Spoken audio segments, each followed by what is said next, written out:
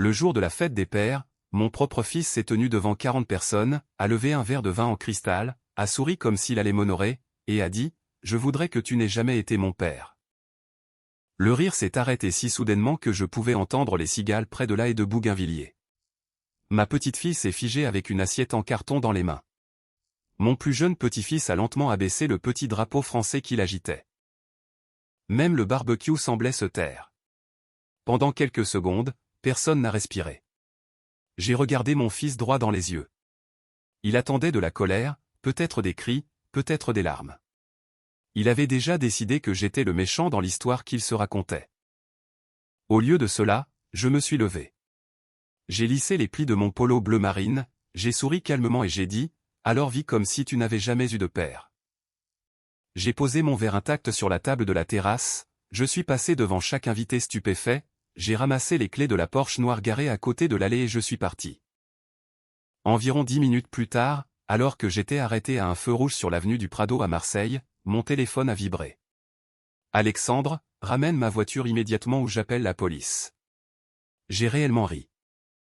Pas parce que c'était drôle, mais parce qu'après tout ce que j'avais sacrifié pour construire la vie dont il avait hérité, mon propre fils croyait encore que cette Porsche lui appartenait. Ce n'était pas le cas. Cela ne l'avait jamais été. Je m'appelle Jean-Pierre Moreau. J'ai 65 ans, je suis veuf, retraité, et jusqu'à cet après-midi de fête des pères, j'aurais dit à n'importe qui que ma plus grande réussite n'était pas d'avoir bâti une entreprise prospère. C'était d'avoir élevé mon fils. Il s'avère que je me trompais sur au moins l'une de ces choses. J'ai continué à rouler sans répondre au message d'Alexandre. Le soleil de Provence se reflétait sur le capot de la Porsche alors que je me dirigeais vers le nord, en direction des collines du Luberon, laissant derrière moi la fête que j'avais payée. J'avais loué le traiteur, acheté chaque pièce de bœuf, commandé les décorations. Même le gâteau personnalisé pour la fête des pères qui trônait intact sur la terrasse était mon idée. C'est curieux de voir à quel point une célébration peut rapidement devenir un enterrement. Pas pour une personne, mais pour une relation. Je me suis garé sur un belvédère à l'extérieur de la ville et j'ai coupé le moteur. Pour la première fois de l'après-midi, le silence semblait honnête. Je me suis appuyé contre le siège en cuir et j'ai fermé les yeux. Les souvenirs ont une étrange habitude d'arriver quand votre cœur est enfin fatigué de prétendre que tout va bien. Je me souviens du petit appartement où Alexandre et moi vivions après mon mariage avec sa mère. À l'époque, nous n'avions pas d'argent. Nous avions de la détermination. Je travaillais sur des chantiers pendant la journée. La nuit, je réparais des unités de climatisation dans notre garage. Les week-ends appartenaient aux clients qui ne pouvaient pas se permettre les frais d'urgence. Il y a eu des années où je dormais 4 heures par nuit. Chaque euro comptait. Chaque opportunité comptait. Ma femme, Catherine, avait l'habitude de me taquiner. Un jour, disait-elle, tu posséderas la plus grande entreprise de climatisation de la région. Je riais. Je me serais contenté de finir de payer ma camionnette. Finalement, nous avons réussi les deux. Au cours des 35 années suivantes, Moreau Climatisation est passé d'une simple camionnette à une entreprise régionale respectée comptant plus de 80 employés. Nous ne sommes jamais devenus une multinationale milliardaire. Nous sommes devenus quelque chose de mieux. Une entreprise en laquelle les gens avaient confiance. Le genre d'endroit où les techniciens restaient 20 ans parce qu'ils savaient que je me souviendrais de l'anniversaire de leurs enfants. Le genre d'endroit où les clients nous demandaient par notre nom. Le succès n'est pas arrivé du jour au lendemain. Il est arrivé une réparation, un contrat, une poignée de main honnête à la fois. À ce moment-là, Alexandre grandissait. Et parce que Catherine et moi nous souvenions de ce que c'était que de lutter, nous nous étions promis qu'il n'aurait jamais à le faire. Nous avons payé les stages de tennis, les cours de musique, une voiture d'occasion fiable quand il a eu 18 ans, et ses études de commerce sans aucun prêt étudiant. Lorsqu'il a voulu lancer une agence de marketing après son diplôme, j'ai discrètement garanti son prêt bancaire. Lorsque l'entreprise a connu des difficultés au cours de sa 2e année, j'ai remboursé les dettes sans le dire à personne. Lorsqu'il a demandé Mathilde en mariage, j'ai payé la majeure partie de la réception parce que je voulais qu'ils commencent leur vie commune sans dette. Je n'ai jamais compté les points. Les parents ne sont pas censés le faire. Du moins, c'est ce que je croyais.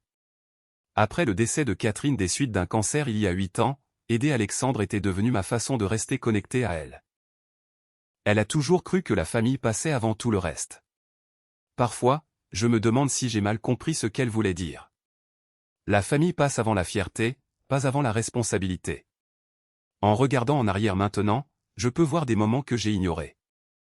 Des petits commentaires, des petites suppositions. Ils semblaient inoffensifs à l'époque. Si Alexandre présentait des amis à ma maison de vacances, il l'appelait négligemment notre propriété familiale. Puis c'est devenu lentement ma maison. Si quelqu'un admirait la Porsche, il souriait et disait « Oui, j'ai toujours aimé la mécanique allemande ». Il n'a jamais prétendu l'avoir achetée. Il n'a simplement jamais corrigé personne. Finalement, les gens ont supposé qu'elle lui appartenait. Je l'ai entendu une fois au club de golf. Ce doit être agréable de conduire cette Porsche. Alexandre a souri. Ça l'est. Je me tenais à 3 mètres. Il ne m'a jamais regardé. J'aurais dû intervenir à ce moment-là. Au lieu de cela, je me suis convaincu que cela ne valait pas la peine d'embarrasser mon fils. C'est devenu une habitude dangereuse. Excuser les choses parce que les affronter semblait plus difficile. La Porsche elle-même avait une histoire simple. Je l'ai achetée 2 ans après avoir pris ma retraite. Un cadeau de retraite pour moi-même. Catherine riait toujours quand l'une d'elles passait devant nous. Si jamais on réussit, plaisantait-elle, tu en mérites une. Elle n'a jamais vécu assez longtemps pour me voir l'acheter. Quand j'ai enfin signé les papiers, j'ai pleuré sur le parking du concessionnaire. Pas à cause de la voiture, mais parce qu'elle n'était pas assise à côté de moi. Quelques mois plus tard, Alexandre a demandé s'il pouvait l'emprunter pour un gala de charité. Bien sûr, ai-je dit. Puis un autre événement, puis les week-ends. Finalement, il est devenu plus facile de la laisser chez lui parce qu'il la demandait si souvent. Le titre de propriété, la carte grise, l'assurance, tout restait à mon nom. Il n'y a jamais eu de discussion sur un changement de propriétaire parce que je n'en avais jamais eu l'intention. C'était toujours ma voiture. Cela l'avait toujours été. Apparemment, Alexandre avait réécrit cette histoire dans son propre esprit. Ou peut-être que Mathilde l'avait aidé. Elle avait un talent pour faire paraître permanent des arrangements temporaires. Un jour, tout cela sera à toi de toute façon, lui disait-elle souvent quand elle pensait que je n'écoutais pas. Ces mots semblaient inoffensifs jusqu'à ce qu'ils ne le soient plus. Mon téléphone a vibré à nouveau. Un autre message. Dernier avertissement. Je déclare la voiture volée. J'ai regardé le message pendant plusieurs secondes. Puis j'ai posé le téléphone face contre terre sur le siège passager. Si mon fils croyait vraiment que j'avais volé ma propre Porsche, il allait apprendre que la réalité ne se plie pas aux caprices des gens qui se croient tout permis. Quelques minutes plus tard, mon téléphone a sonné. L'identifiant indiquait gendarmerie d'Aix-en-Provence. J'ai répondu, Jean-Pierre Moreau à l'appareil. La première phrase de l'officier m'a appris tout ce que j'avais besoin de savoir. Monsieur Moreau, nous avons reçu un rapport de vol de véhicule déposé par quelqu'un affirmant que votre Porsche a été emporté cet après-midi. J'ai doucement fermé les yeux. La fête des pères n'était pas terminée. Elle ne faisait que commencer. Monsieur Moreau, nous avons reçu un signalement pour le vol de votre Porsche 911 noir. La voix de l'officier était calme et professionnelle. Il ne m'accusait de rien. Il faisait simplement son travail. Puis-je demander qui a signalé le vol, ai-je dit, bien que je connaisse déjà la réponse. Votre fils, Alexandre Moreau. J'ai regardé à travers le pare-brise vers les montagnes de la Sainte-Victoire qui brillaient sous le soleil de fin d'après-midi. Pendant un long moment, je n'ai rien dit. L'officier a fini par demander, « Monsieur, je suis toujours là, pouvez-vous me dire si vous êtes actuellement en possession du véhicule ?» Je le suis. Et avez-vous une preuve de propriété? J'ai plus qu'une preuve. J'ai la carte grise originale, l'assurance, le contrat d'achat et chaque dossier d'entretien depuis que je l'ai acheté. Il y a eu un silence. Vous l'avez acheté? Oui. Un autre silence. Je suis désolé, monsieur Moreau. La personne qui a déposé la plainte affirmait que le véhicule lui appartenait. Ce n'est pas le cas. L'officier s'est raclé la gorge. Si vous le voulez bien, pourriez-vous nous envoyer par courriel des copies de la carte grise et de l'attestation d'assurance? Cela évitera à tout le monde de se déplacer. Je vous envoie ça dans 5 minutes. Merci monsieur. Avant de raccrocher, il a ajouté quelque chose qui m'est resté à l'esprit. J'ai traité beaucoup de conflits familiaux. En général, ce n'est pas vraiment une question de voiture. Non, ai-je répondu doucement. Ce n'est presque jamais une question de voiture. 20 minutes plus tard, j'étais assis dans un petit café près de Venelle, sirotant un café noir tout en transférant chaque document demandé par l'officier.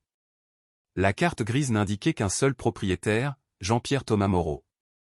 Pas de copropriétaire, pas de transfert, juste moi. J'ai fixé le document plus longtemps que je n'aurais dû. Un simple morceau de papier. C'est incroyable la quantité de vérité qui peut tenir sur une seule page. Mon téléphone a vibré à nouveau. Cette fois, c'était Alexandre. J'ai laissé sonner, puis encore, puis encore. Enfin, il a laissé un message vocal. Papa, ce n'est pas drôle. Ramène la Porsche avant d'aggraver les choses. Aggraver les choses. J'ai failli sourire.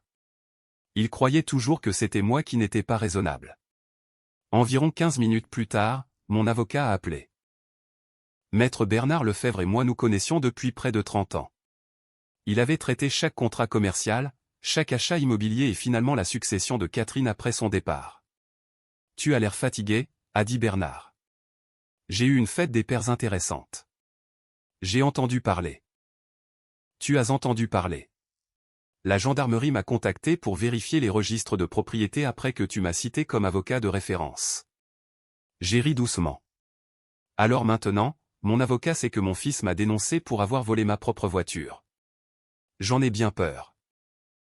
Aucun de nous n'a parlé pendant plusieurs secondes.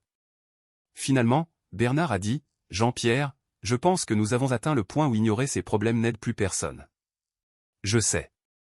En fait, j'attendais cet appel. Cela m'a surpris. Tu l'attendais.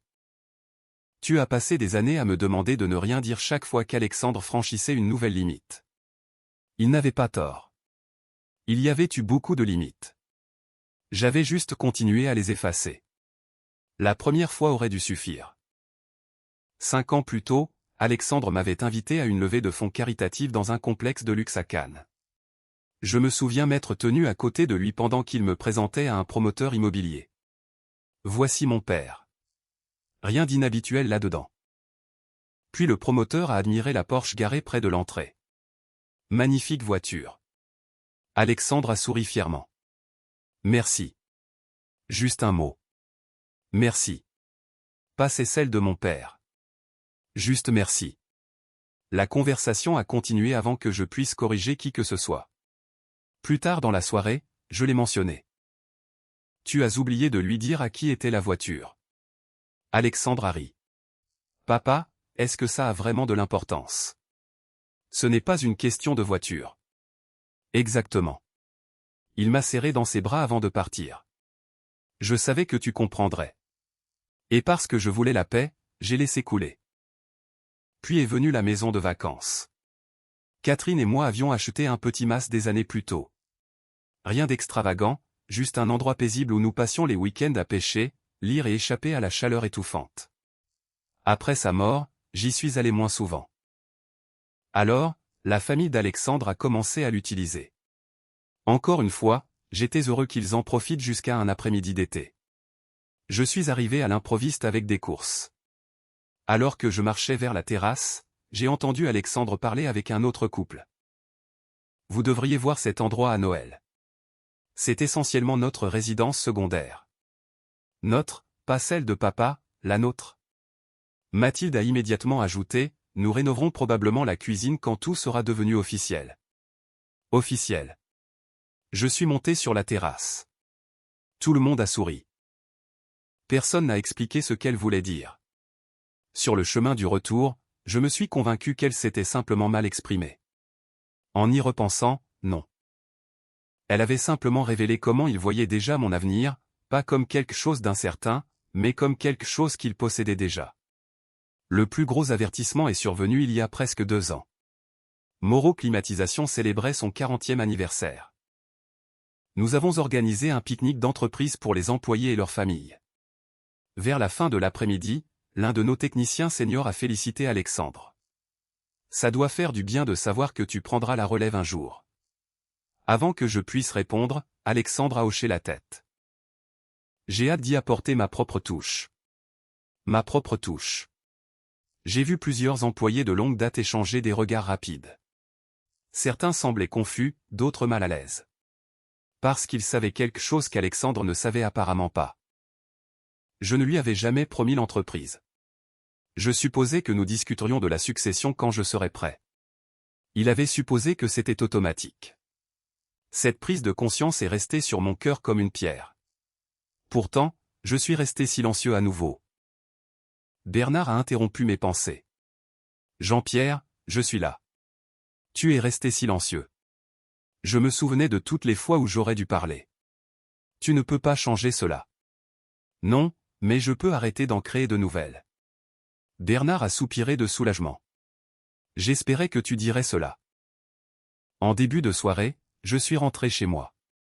Les décorations de la fête des pères étaient parties. Les camions du traiteur étaient partis. Seuls quelques ballons restaient attachés à la boîte aux lettres, flottant paresseusement dans la brise chaude. À l'intérieur de la maison, tout était exactement comme Catherine l'avait laissé des années auparavant. Ses photographies préférées, son piano, le plaid qu'elle avait cousu à la main. Je suis allé dans mon bureau et j'ai déverrouillé le coffre ignifuge. À l'intérieur se trouvait chaque document important que j'avais accumulé au cours de 4 décennies, les dossiers de l'entreprise, les documents de fiducie, les titres de propriété, les comptes d'investissement, les polices d'assurance et un dossier épais intitulé Plan de succession. Je l'ai posé sur le bureau. Catherine et moi l'avions écrit ensemble. À l'époque où nous imaginions vieillir entourés de petits-enfants reconnaissants. À l'époque où l'arrogance et le sentiment que tout est dû ne faisaient pas partie de notre vocabulaire. J'ai tourné les pages lentement. Tout allait à Alexandre. L'entreprise, le MAS, plusieurs comptes d'investissement, les objets de famille, des provisions généreuses, parce que je croyais que la générosité renforcerait les liens familiaux. Au lieu de cela, peut-être avait-elle affaibli quelque chose de plus important. La responsabilité. Le téléphone a sonné à nouveau. Bernard, j'ai réfléchi, a-t-il dit. Habitude dangereuse. Il a gloussé. J'ai un créneau demain matin. Pourquoi faire? Je pense qu'il est temps de revoir chaque document de ce plan de succession. J'ai baissé les yeux sur le dossier posé sur mon bureau. Pendant des années, je l'avais traité comme une promesse. Peut-être était-il temps de le traiter comme une responsabilité. Je serai là. 9 heures. Je ne serai pas en retard. Après avoir raccroché, j'ai fermé le dossier et j'ai posé ma main dessus. Dehors, le ciel de Provence devenait orange. À l'intérieur, quelque chose d'autre changeait. Pour la première fois depuis des années, je ne planifiais pas comment protéger les sentiments de mon fils. Je planifiais comment protéger les valeurs que Catherine et moi avions passé une vie à construire. Et d'une certaine manière, cela ressemblait à un acte d'amour plus difficile. À exactement 9 heures lundi matin, je suis entré dans le bureau de maître Bernard Lefebvre avec une sacoche en cuir qui semblait soudain plus lourde que jamais.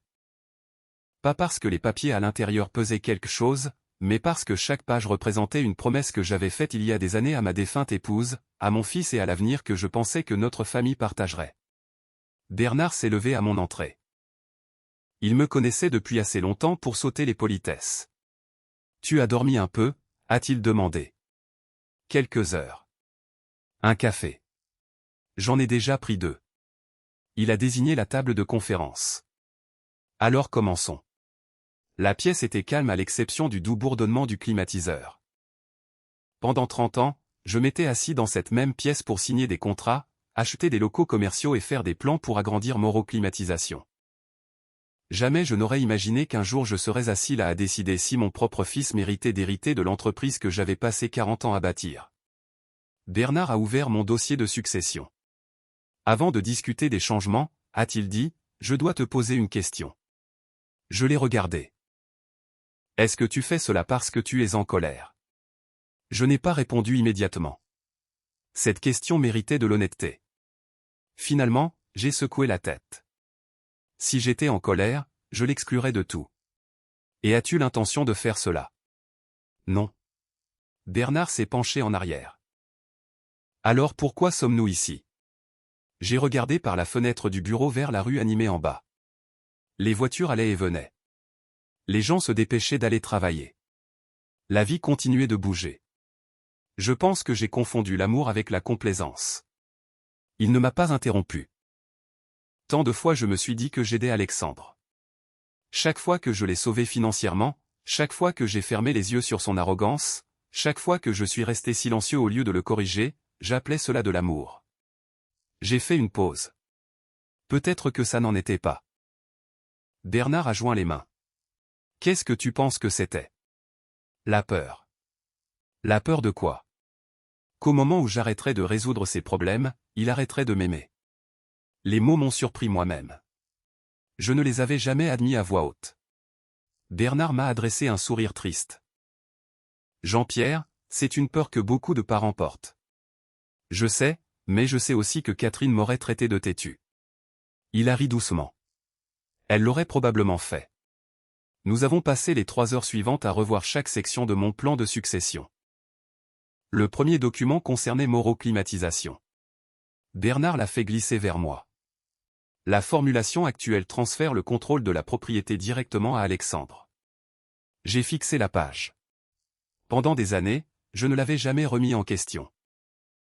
À l'époque où Alexandre avait 25 ans, qu'il était ambitieux, travailleur et reconnaissant, cela semblait évident. Ce jeune homme existait toujours quelque part. Je l'espérais. Mais l'homme qui avait publiquement souhaité que je ne sois jamais son père n'était pas prêt à diriger 80 familles dont les revenus dépendaient de cette entreprise.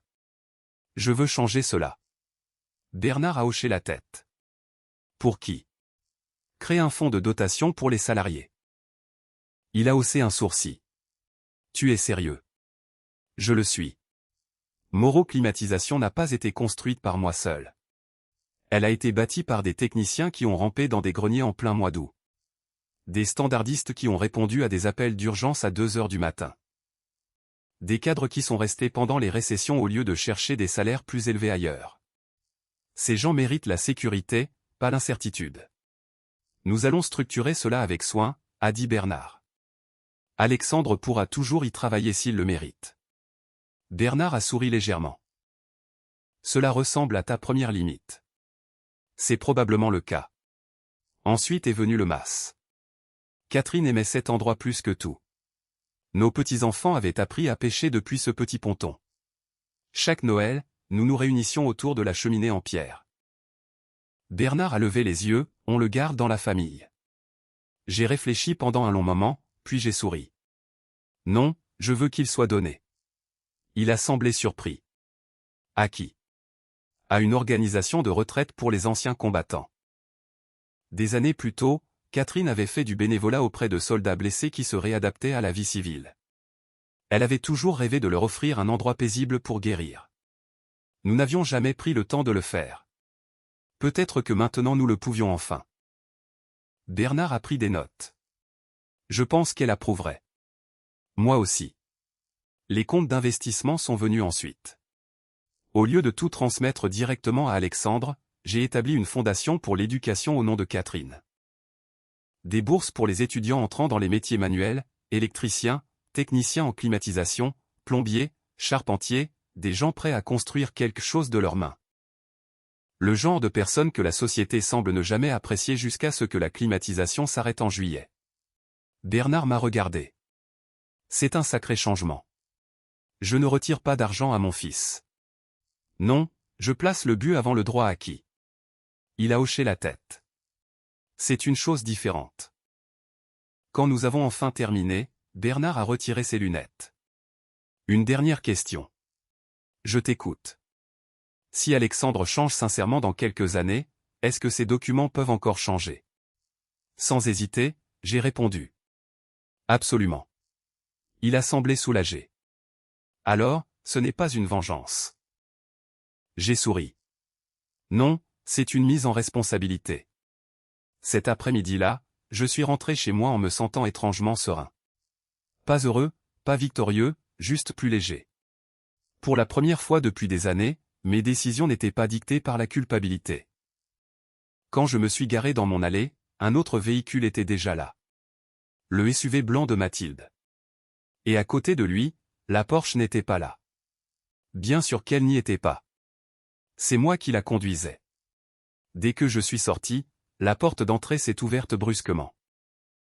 Alexandre s'est précipité dehors avant que j'atteigne le perron. Te voilà. Son visage était rouge, sa mâchoire serrée.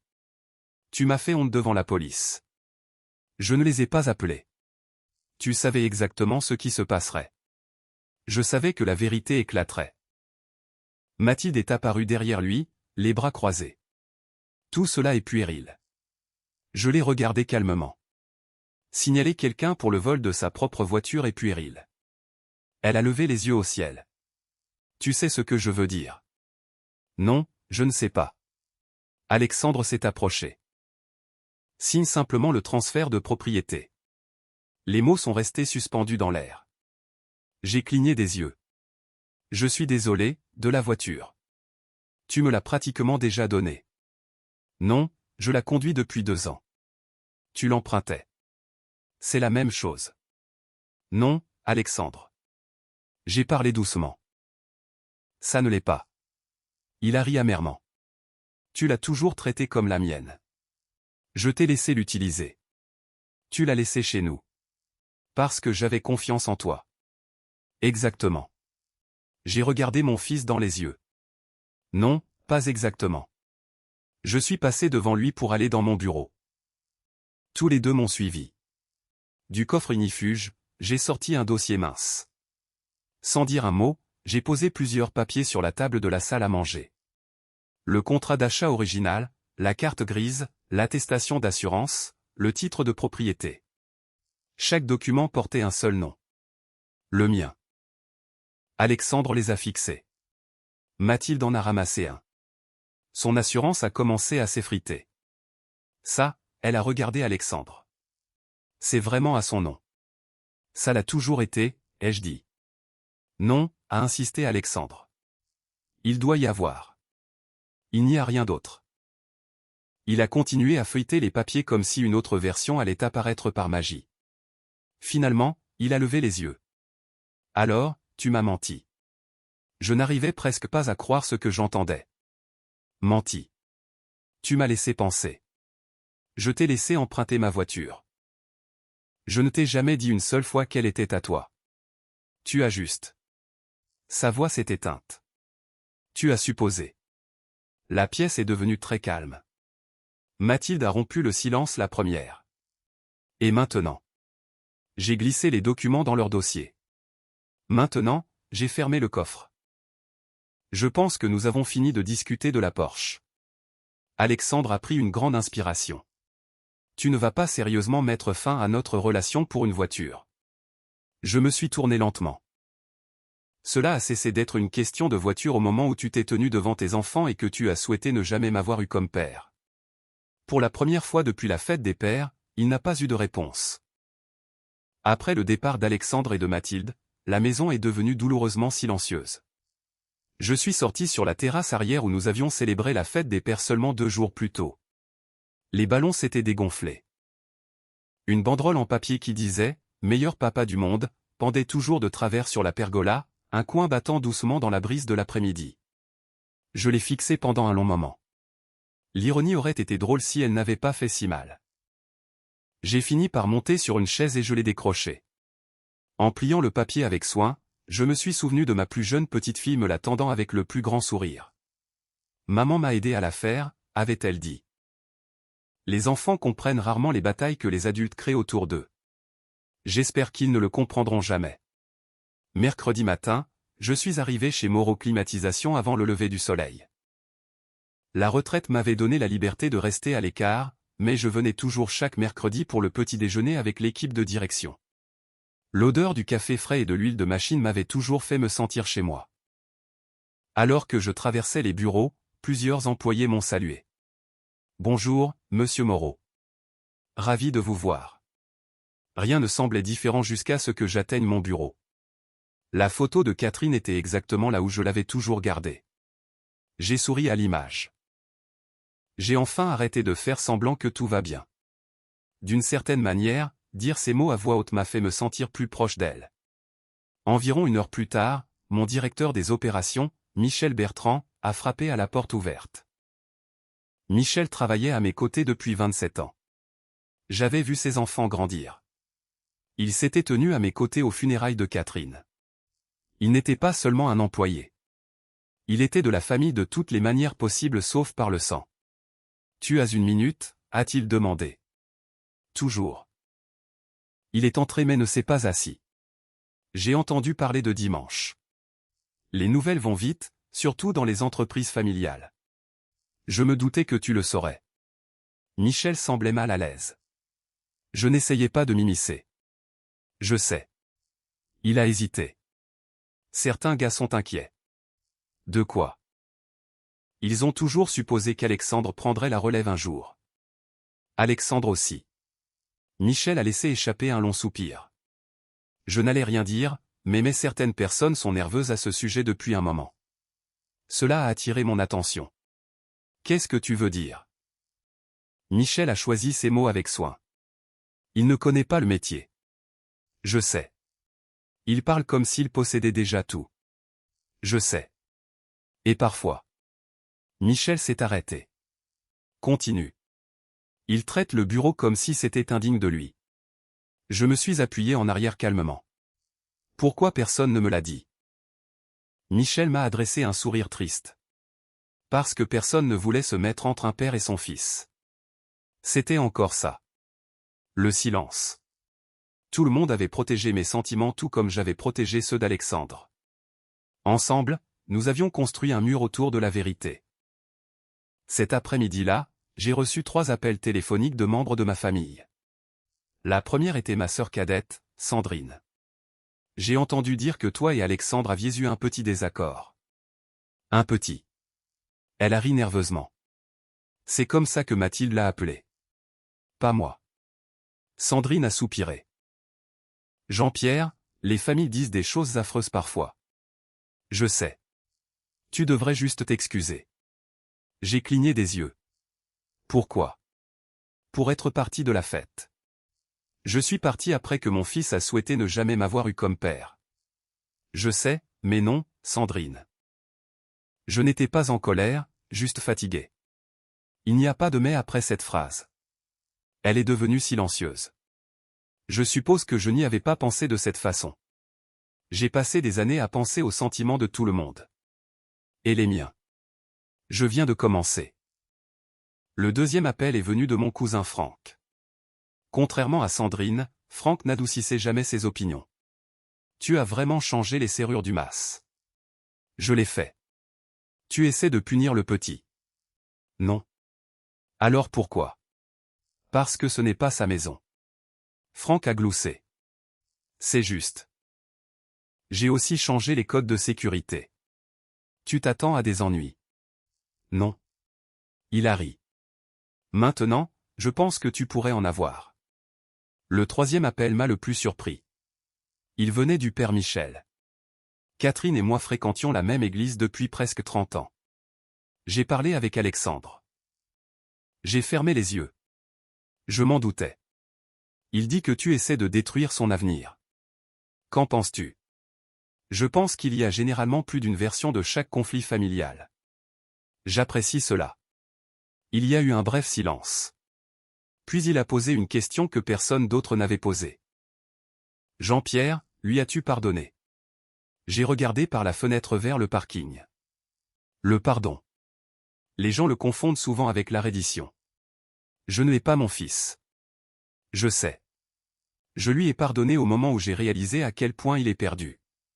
Mais le pardon n'efface pas les conséquences. Le père Michel a souri. J'espérais que tu dirais cela.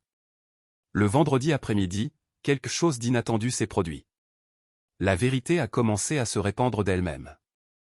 Pas parce que je l'avais dit à quelqu'un, mais parce que les faits ont une façon de voyager sans aide. L'un des gendarmes qui avait traité le signalement de la Porsche connaissait par hasard l'un de nos clients.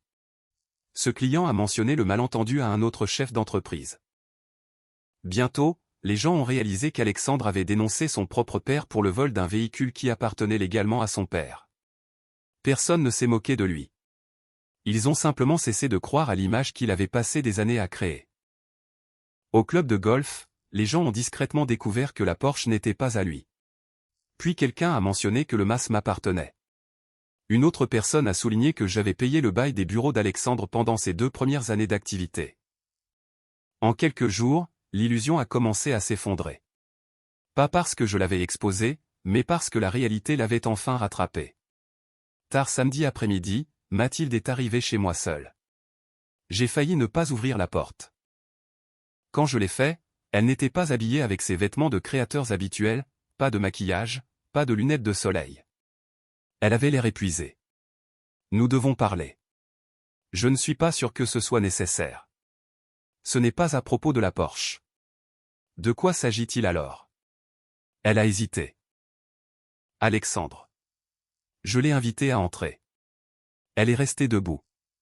Je ne savais pas que la voiture n'était pas à lui. Je te crois. Je pensais honnêtement que tu la lui avais déjà donnée. Je n'ai jamais dit ça. Non. Elle a baissé les yeux. Tu ne l'as pas dit. Pour la première fois depuis que je la connaissais, Mathilde semblait sincèrement embarrassée. Je pense, elle a lutté pour continuer. Je pense que nous avons tous les deux commencé à croire des choses qui n'étaient pas vraies. Nous. Je l'ai encouragée. Elle a pris une inspiration tremblante. Je n'arrêtais pas de lui dire que tout finirait par nous appartenir. Cette honnêteté m'a pris au dépourvu. Je pensais que je le motivais. Elle a ri amèrement. Peut-être que je ne faisais que nourrir son ego. Aucun de nous n'a parlé pendant plusieurs secondes. Finalement, elle a chuchoté. Il n'a pas dormi depuis la fête des pères. Moi non plus. Elle a hoché la tête lentement. Il rejette la faute sur tout le monde. Et toi? Je commence à penser. Elle a essuyé une larme. La seule personne qu'il devrait blâmer, c'est lui-même. Avant de partir, elle s'est retournée. Je ne sais pas s'il l'admettra jamais. J'ai répondu, honnêtement, je ne le sais pas non plus. Après son départ, je suis resté sur le perron à regarder le soleil disparaître derrière les collines. Pour la première fois de la semaine, j'ai senti les fissures se former dans le mur qu'Alexandre avait construit autour de lui. Pas parce que je l'avais abattu, mais parce que la vérité l'avait fait. L'après-midi suivant, on a encore sonné. Cette fois, quand j'ai ouvert, Alexandre était là, seul. Pas de Mathilde, pas de colère, pas d'excuses, juste un homme qui semblait soudain beaucoup plus vieux que ses 40 ans. Quand j'ai ouvert la porte, Alexandre se tenait là, les mains dans les poches. Pour la première fois depuis des années, il ne portait pas de montre de luxe. Ses lunettes de soleil de marque avaient disparu. Sa chemise était froissée. Il ressemblait à un homme qui n'avait pas dormi depuis des jours. Aucun de nous n'a parlé. Finalement, il s'est raclé la gorge. Je peux entrer. Je me suis écarté. Tu n'as pas besoin de permission pour entrer dans la maison de ton père. Les mots sont restés entre nous. La maison de ton père. Pas la tienne. Pas la nôtre. La mienne. Il a hoché la tête en silence et est entré. Je l'ai conduit à la cuisine où Catherine et moi avions partagé des milliers de tasses de café pendant près de 40 ans de mariage. Sans demander, j'ai versé 2 tasses. Il a souri faiblement. Tu te souviens encore de la façon dont je le prends. 2 sucres. Tu n'as jamais oublié. J'ai oublié plein de choses. Il a baissé les yeux. Je sais. Pendant plusieurs minutes, nous nous sommes assis en silence. Ce n'était pas un silence de colère. C'était le genre de silence qui survient quand 2 personnes réalisent enfin qu'elles ne peuvent plus se cacher derrière des arguments répétés. Alexandre a regardé la cuisine. Tout est toujours pareil. J'aime que ce soit ainsi. Tu n'as jamais rénové après le départ de maman. Non. Tu aurais pu. Je ne voulais pas d'une autre cuisine. Il a hoché la tête. Je suppose que je comprends. Un autre silence. Puis il m'a surpris. Je suis désolé. Les mots étaient à peine plus forts qu'un murmure. Je l'ai regardé attentivement. Pour quelle partie? Il a froncé les sourcils. Qu'est-ce que tu veux dire? J'ai entendu des gens dire je suis désolé parce qu'ils se sont fait prendre. J'ai pris une gorgée de café. J'ai aussi entendu des gens le dire parce qu'ils ont enfin compris ce qu'ils ont fait. Alors, j'ai croisé son regard, de quel genre s'agit-il ici? Il n'a pas répondu immédiatement. Au lieu de cela, il s'est frotté le visage des 2 mains. Honnêtement, Je ne sais pas. C'était la première chose honnête qu'il disait depuis très longtemps. Je suis en colère contre toi depuis des années, a-t-il admis. Je sais. Je t'ai blâmé pour tout. Pourquoi? Il a ri amèrement. Pour avoir toujours réussi. J'ai cligné des yeux. Il a continué avant que je puisse répondre. Quoi que je fasse, les gens me comparaient à toi. Ton père a bâti une super entreprise. Ton père est respecté. Ton père s'occupe de tout le monde. J'en ai eu marre d'entendre ça. Je me suis appuyé en arrière silencieusement. Alors, tu as décidé de devenir moi. Il a baissé les yeux. Je suppose. Quand est-ce que c'est arrivé? Je ne sais pas. Il fixait son café. Peut-être après la mort de maman. Sa voix s'est brisée. Tout a changé après ça. Pour moi aussi. Perdre Catherine nous avait tous les deux vidés. La différence est que je m'étais enterré dans la gratitude. Alexandre s'était enterré dans le ressentiment. Je n'arrêtais pas de penser, a-t-il continué, que si les gens croyaient que j'avais déjà tout, ils arrêteraient de demander pourquoi je n'avais rien construit moi-même. Ces mots m'ont frappé plus fort que la fête des pères ne l'avait jamais fait. Pas parce qu'ils excusaient son comportement, mais parce qu'ils l'expliquaient. Il a pris une grande inspiration. Tu te souviens du gala de charité? Je m'en souviens. Quand tout le monde pensait que la Porsche était à moi. J'ai hoché la tête. J'aurais dû les corriger.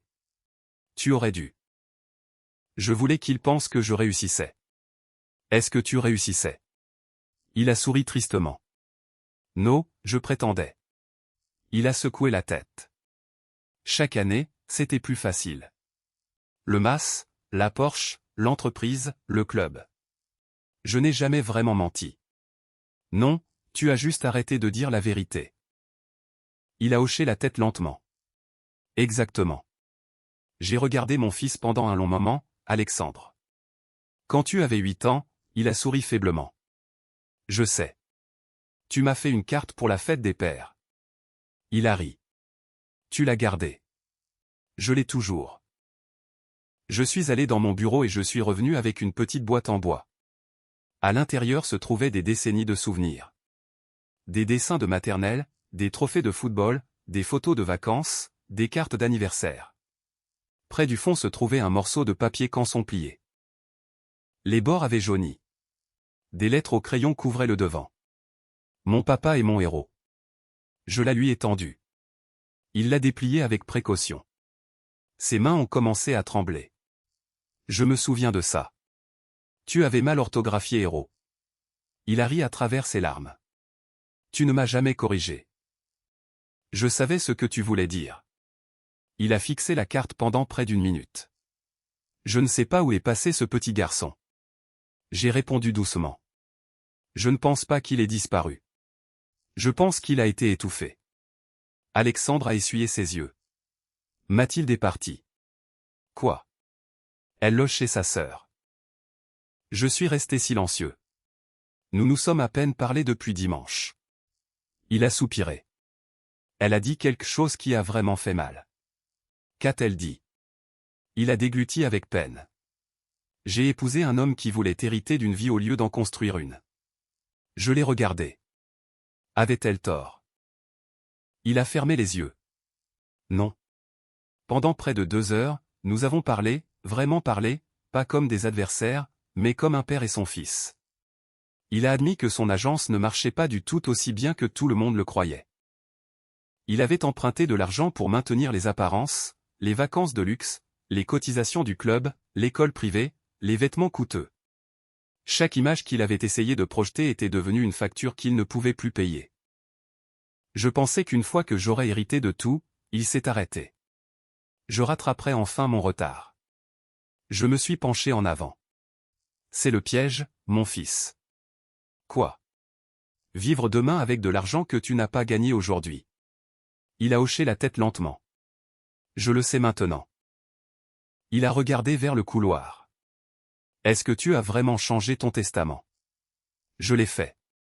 Ses épaules se sont affaissées. Je mérite cela. Je ne l'ai pas fait pour te punir. Je sais. Je l'ai fait parce que l'héritage ne doit jamais remplacer le caractère. Il m'a regardé. Est-ce que ça pourra changer à nouveau? J'ai répondu honnêtement. Oui. Une lueur d'espoir a traversé son visage. Puis j'ai fini ma phrase. Quand la confiance aura changé. Son expression s'est adoucie. C'est juste. Non, c'est nécessaire. Avant de partir, Alexandre s'est tenu dans l'encadrement de la porte. Je ne m'attends pas à ce que les choses redeviennent normales. Elles ne le redeviendront pas. Je ne m'attends pas à avoir la Porsche. Tu ne l'auras pas. Il a réellement souri. Je m'en doutais. Je ne m'attends pas à avoir l'entreprise. Tu pourrais encore y avoir une place. Il a semblé surpris. En tant qu'employé, pas en tant qu'héritier. Si tu gagnes le respect de tout le monde, l'avenir s'occupera de lui-même. Il a hoché la tête. Je pense. Il a pris une lente inspiration. Pour la première fois de ma vie, je vais vraiment devoir construire quelque chose. J'ai souri. Ta mère aurait aimé entendre ça. Ses yeux se sont remplis à nouveau. Moi aussi. Il a descendu la laissant se retourner. Pas parce qu'il était en colère, mais parce qu'il réfléchissait. Pendant les mois qui ont suivi, j'ai eu très peu de nouvelles de lui. Pas d'exigences, pas de disputes nocturnes, pas de messages colériques, juste du silence. Mais ce silence semblait différent. Ce n'était pas le silence de l'orgueil. C'était le silence de quelqu'un qui fait un travail difficile là où personne d'autre ne peut le voir. Et parfois, ce sont les batailles les plus importantes qu'une personne puisse mener. L'année suivante s'est écoulée plus calmement que n'importe quelle année depuis la mort de Catherine. Il n'y a pas eu de confrontation dramatique, pas de bataille judiciaire, pas de membres de la famille hurlant autour des tables de fête. La vraie vie fonctionne rarement de cette façon. Le vrai changement se produit généralement lors de matinées ordinaires. Des petites décisions et de longues périodes de silence où personne n'applaudit. Durant ces 12 mois, Alexandre n'a plus jamais posé de questions sur la Porsche. Il n'a jamais mentionné la succession. Il n'a jamais demandé si j'avais rechangé la fiducie. Au lieu de cela, il a fait quelque chose que j'espérais voir depuis presque 20 ans.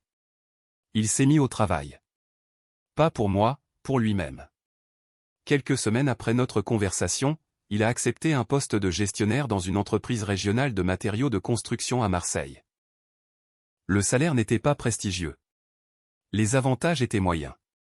Pour la première fois depuis ses études, personne ne l'avait embauché à cause de mon nom de famille. Il avait gagné le poste grâce à 3 entretiens et une évaluation de ses compétences pratiques. Quand il m'a annoncé cela au téléphone, j'ai entendu quelque chose dans sa voix que je n'avais pas entendu depuis son adolescence. De la fierté. De la vraie fierté. Pas emprunté. Gagné. J'ai failli abandonner lors du 2e entretien, a-t-il admis un soir. Pourquoi? Je pensais qu'ils allaient me refuser. Qu'est-ce qui s'est passé? Ils m'ont demandé ce que j'avais accompli par moi-même. J'ai souri. Qu'est-ce que tu as dit? J'ai été honnête et je leur ai dit que j'étais encore en train de le découvrir. Il a ri doucement. Je suppose que l'honnêteté sonne différemment quand on a passé des années à prétendre. Mathilde et Alexandre se sont séparés pendant plusieurs mois. Je suis resté en dehors de cela. Le mariage appartient aux 2 personnes qui le composent, pas aux parents qui se tiennent à l'extérieur. Un après-midi, Mathilde a appelé et a demandé si nous pouvions déjeuner. J'ai accepté. Elle semblait très différente de la femme pleine d'assurance qui était entrée chez moi en s'attendant à ce que je lui remette les papiers de la Porsche. Il y avait de l'humilité dans ses yeux. Je ne suis pas ici pour me défendre, a-t-elle dit après notre commande. J'apprécie cela. Elle a remué son thé glacé sans me regarder. J'ai passé un an à blâmer Alexandre. Elle a enfin levé les yeux, mais je n'étais pas innocente. J'ai hoché la tête. Je sais. J'ai continué à le pousser à rivaliser avec des gens qui ne savaient même pas que nous existions. Elle a ri amèrement. J'accordais trop d'importance aux apparences. Nous avons tous les 2 fait des erreurs. Elle a semblé surprise. Tu penses toujours avoir fait des erreurs? Oui. J'ai trop donné.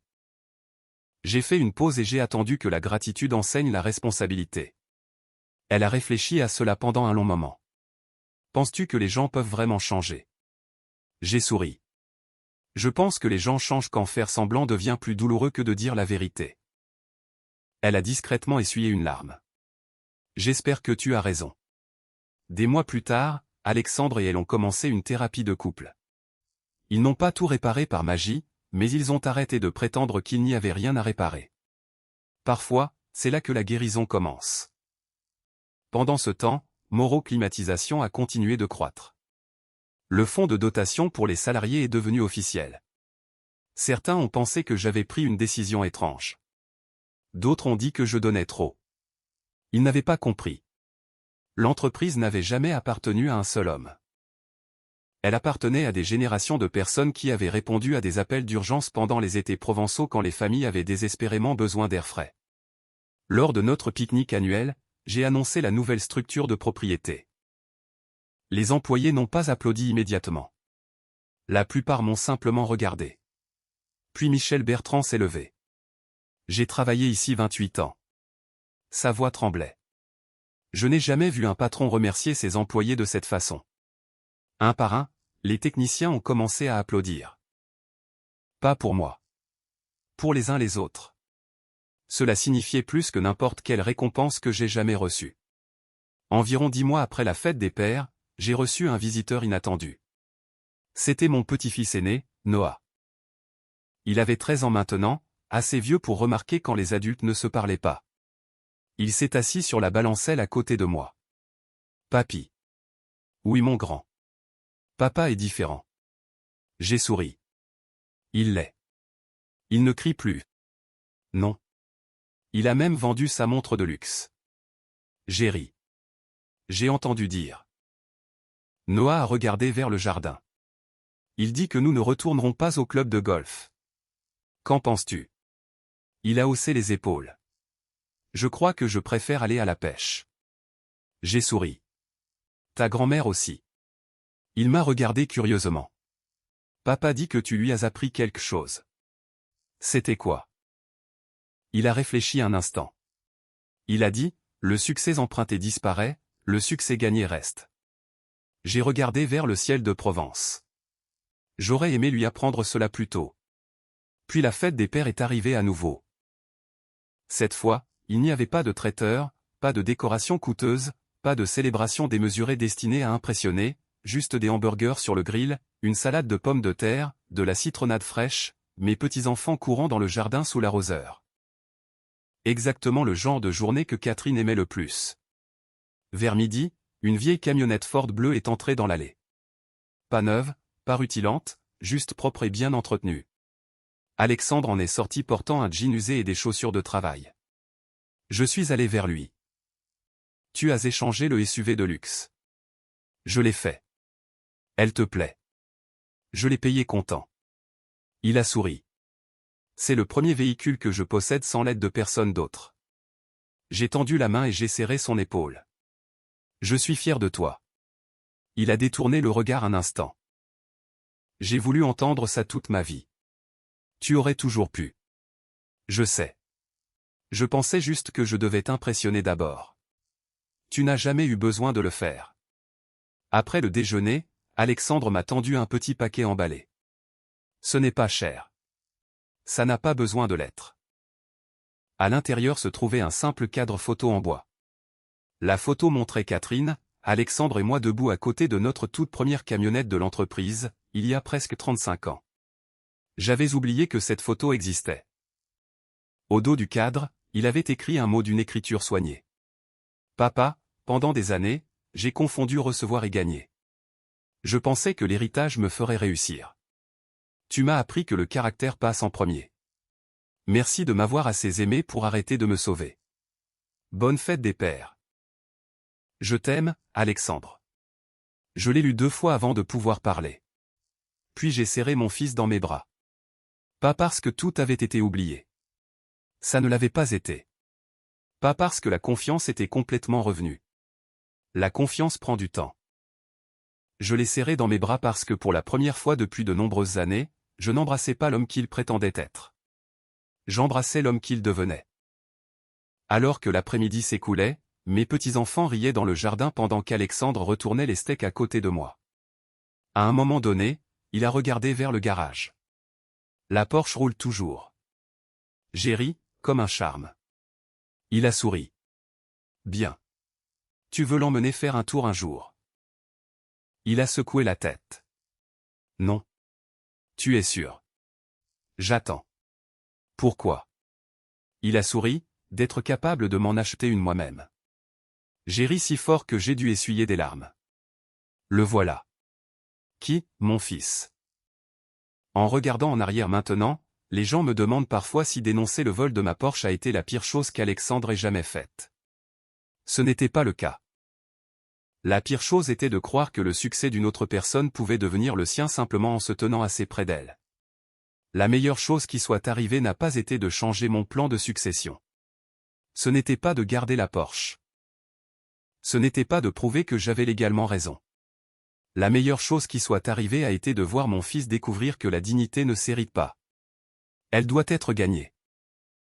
Cette histoire nous rappelle une vérité fondamentale mais souvent oubliée dans notre société moderne: le véritable héritage d'un parent n'est pas matériel mais moral.